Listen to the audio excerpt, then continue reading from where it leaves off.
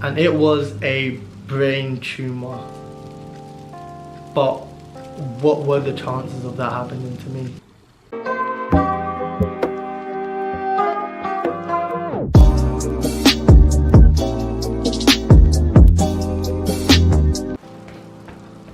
Yo, it's Medittic back again, offering you cortisol lowering content. Today's video is a big one, and it's on my cancer journey. So now I have been fortunate enough to have met quite a few young cancer survivors through a cancer charity called Team Unite, and their link is in the description below. I have friends that have also gone through cancer treatment and had it a lot worse than I have, and has come out as a result of it with learning difficulties, with pain, loss of balance and loss of coordination. Also, my memory is also quite fragmented, so things kind of jump about a bit. There's some missing parts that I personally can't remember going through it, but all of the main parts that I remember, I'm gonna let you know today. So let's get right into it. So the year is 2009. I'm in year 6 and I was a very active person. As you saw in my previous video, I was a mini Thierry Henry because I was packing in goals like an entrepreneur. And I was also a mini Usain Bolt. I was the fastest in my school. I had more pace than Colgate. But then in February, I started to slow down a bit. So now at this point, I could not concentrate at all. What I actually used to do is I used to just rest my head on my arms, turn my head and just look at the teacher. Also at this time, I was getting constant headaches. It was 24/7, it was non-stop. One of the things I used to hate the most was when the teacher got us to do work and we had to actually write stuff down, because my head was painful as it was, but then having to sit up straight and actually try and think and write stuff down was even worse. Playtime, the thing I held most sacred in my life, it now began to feel like a chore. Honestly speaking, I just could not be asked to go for playtime. Like, sitting up and getting work done was bad, but then when that bell rang, we had to get out of class and get some fresh air was even worse. And I dreaded it. And what I actually started doing, I stopped playing football, I stopped running about.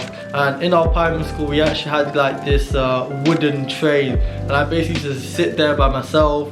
My friends would come here and there, try and conversate with me and speak with me. But honestly, I just did not have the energy. I didn't have the energy to do that. I couldn't be out speaking to anyone. All I wanted to do is just basically try and get some sleep.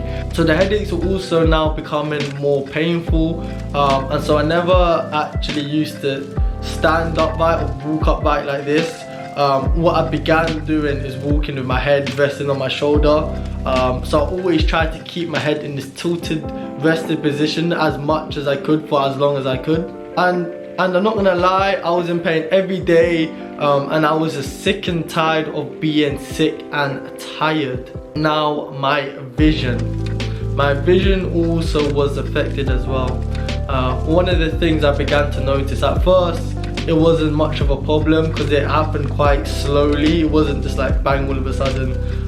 My vision's a bit haywire, but every time I used to wake up in the morning, my vision used to be very blurry. And the best way to think about it is like you're almost seeing thousands of like little black floaters just covering the whole of my vision, and then they slowly dissipated away and my vision will slowly return to me. So I used to attend a after school club, and what they used to do is to come into our school, used to pick us up and then drop us to a centre. It's about 10-minute walk away. However, now with the headaches now starting to add and the fatigue, this walk was feeling like an eternity. And then I remember on this one particular day, it was very, very sunny, it was very, very hot, and I just felt my head like pulsating. And also the pain felt like waves. It was just like waves of pain. And then when we actually got to the centre, I sat right down, and I sat by some of my friends who were playing Nintendo 64. So I was watching them playing Mario Kart, and then out of nowhere, there was no previous warning of this happening, I just felt in my stomach that I was going to be sick and just vomit everywhere. And then what I done is I quickly got up as fast as I could and I tried to run towards the kitchen, and as soon as I put one foot into the kitchen, I vomited all over the floor. And at this point I felt sicker than ever. I was in pain constantly, I was vomiting, I was sick, I was tired, and honestly I just wanted to sleep throughout the whole day. But the catch-22 was that it was a struggle to even fall asleep because of the constant pains I was getting with the headaches. So my childminder at the time was working in opticians. I think he was doing admin or something, and as she looked at me, she looked at my eyes, she noticed something quite funny about my eyes.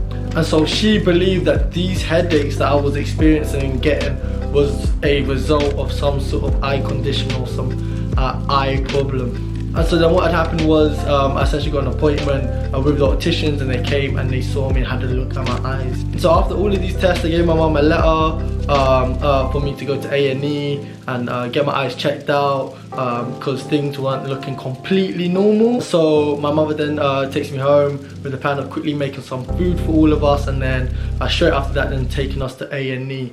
But midway through cooking, she heard a voice, and the voice was saying, "Take Kai to the hospital now." And so my mom done something which she's never done before, and what she did was she stopped cooking halfway through, and I think got my dad or my brother, someone else, just to finish off the cooking, as she took me straight to A&E. So my mom knew that this voice was just telling her to take me to the hospital now was from God. And so when we got to Lewisham Hospital and they did not want to admit me, my mum was not having it at all. Because my mum knew something was definitely up, something was definitely wrong, and it was something serious. And eventually, as I said, my mind was still kind of fragmented, but eventually I think I had scans, and the scans did show a mass, and it was a brain tumour. But what were the chances of that happening to me? I was fit, I was healthy, I was always running around. But now I'm gonna become a cancer patient. Everyone, the whole community was just in complete shock. Because this is probably the last thing you'd ever expect.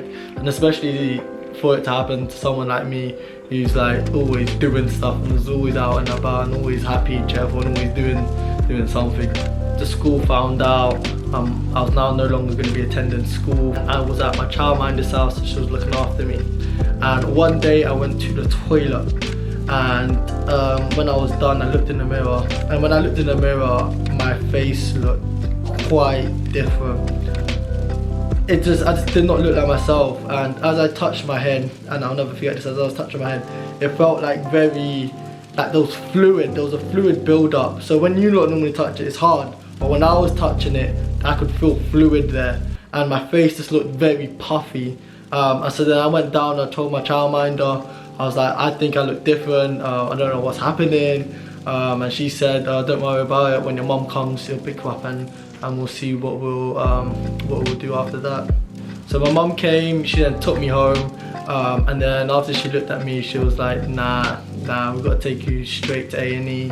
And we went to King's College Hospital. And at the time, like, I was going through this, I had no idea what was happening. Like, I wasn't stressed, I wasn't scared, because I just did not know what was happening. When I got to the hospital, I was then diagnosed with hydrocephalus, which is a medical emergency. It's when the fluid in your head builds up, and the pressure also builds up as well. And so surgery was imminent, and it was what they did, and I believe it happened like the next day or something. And I remember them prepping me for surgery, and the one thing that sticks out and I really remember was just before, is when I went in. I remember the journey from being in this waiting bay to then being wheeled into the surgical room.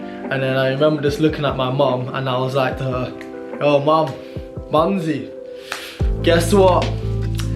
This anesthetic, this sleeping gas is not gonna make me sleep. I'm gonna fight it. I'm gonna make sure I do not fall asleep." Now I don't know what was going through my head at the time for me to say that, but I was on a mission to fight the sleeping gas, because honestly I thought I was bigger and better than it. And my mom just looked at me like, "What's this guy on? Is this dude okay?"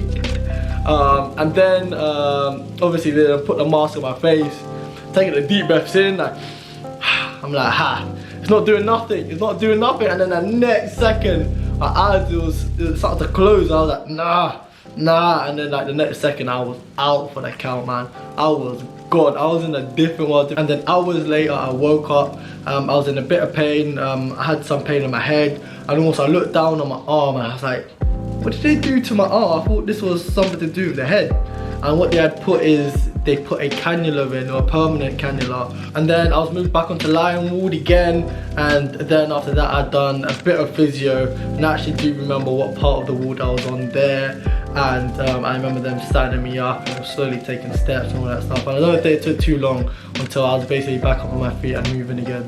And then eventually, I think not too soon after, I got discharged home. Honestly speaking, I did not want to go home. I was actually acclimatized to the hospital, and I was starting to love just living in the hospital. And then I was put on chemotherapy for 2 weeks. The medication that they had given me was carboplatin and also ectoposide as well. Now, I'm not gonna lie to you, chemotherapy was an absolute challenge. So what little energy I had like leading up and before surgery, being on chemo, it totally wiped down my energy supplies completely. I basically spent the whole of those 2 weeks of sleeping, like 80% of it sleeping, 20% I was awake, and for most of that 20% it was me actually, my parents encouraging me to eat food. But eating itself also became a problem. I had this superpower, and I call it a superpower. It was super smell. I had hypersensitivity. Like when my mom was cooking or my dad was cooking in the kitchen, like the food, I could smell the food like it was in front of me. And when the food was actually placed in front of me, and it's such a weird feeling. It's like the smell of the food, like any food that was cooked, it used to just give me like weird, like I could almost feel it. It was basically stimulating my brain in a weird way, which I just did not like. It's so hard to explain what it was and what it felt like. And also, I didn't get a medal for this, but I think I should. I was one of the first people to self-isolate.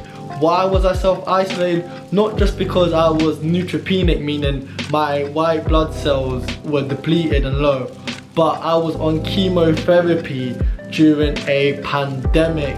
It was swine flu that was everywhere, and we also had like cases of swine flu in our school as well. And so I had to stay at home. I was probably gonna stay at home anyway because I could barely walk from the couch up to my bedroom. Yeah, going out anyway wasn't gonna happen. But when it came to like C19, I was more or less sorted. Back to self-isolate, I've been there, done that, and I worn a t-shirt, I would be a-okay. Also at this time, I also remember being flooded, I mean absolutely flooded with get well soon cards. And so I had gotten a card, a lot of them were written out, had drawings on them. I got a big card signed by all of the teachers in my school, all of them telling me to get well soon, and they miss me, can't wait till I come back. Some of the cards even had match attacks stuck onto them. If you knew what I was like, back then I was in love with match attacks. I got a ton of Arsenal players, but they were all the dead players. I got players like Diaby, but nevertheless it was the thought that mattered, not the fact that no one gave me the Thierry Henry or whatever card was popular back then. After chemotherapy, I still had that residual tiredness, but things were looking promising. They done another MRI scan and it showed that the cancer was responding and it was shrinking. And now the 2 weeks is up. It was time for stage 2 of my treatment.